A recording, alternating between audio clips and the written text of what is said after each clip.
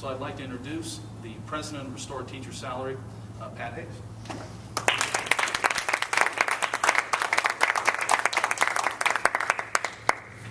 Thank you all for attending today. My name is Patrick Hayes. I'm the Director of Restored Teacher Salaries. We're a grassroots organization of over 9,000 people. We successfully lobbied the South Carolina legislature and the Charleston County School District to reverse a devastating salary freeze. I've learned that teacher salaries are entwined with many other issues. There are a host of factors that led to teachers being paid less than we were promised. South Carolinians want strong public schools, but our political climate does not reflect that. That's why I'm launching a new organization called Ed First, to empower people who care about education.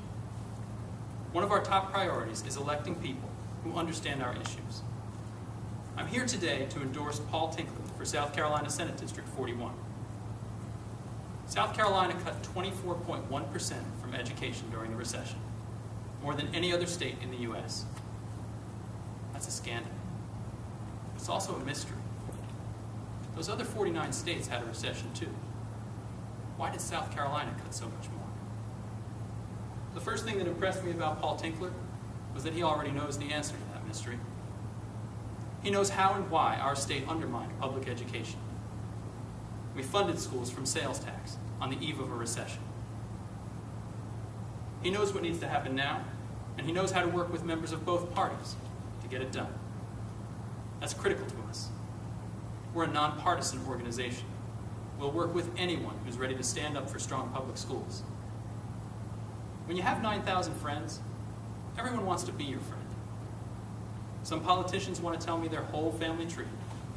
Mom was a teacher. My wife's a teacher. Uncle Lester drove the school bus. You couldn't pay me to care less. Point of fact, I haven't been paid in full for 4 years. So instead of telling me about Uncle Lester, tell me why your campaign literature talks about tax cuts when we still can't pay our bills. Why do you support roller coaster budgets that fund our schools from sales tax? Why did we have to fight tooth and nail to end salary freezes and furloughs when the state had a $1.4 billion surplus?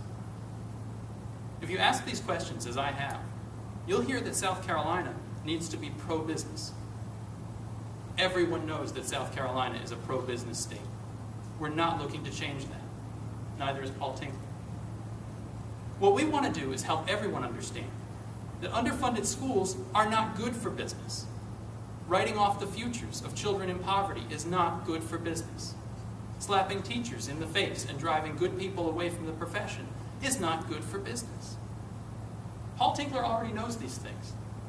He's ready to stand against the outside influence of moneyed people like Howard Rich, who seek to buy off our legislators at the expense of our public school children. Paul will fight to fix Act 388 and fully fund our public schools.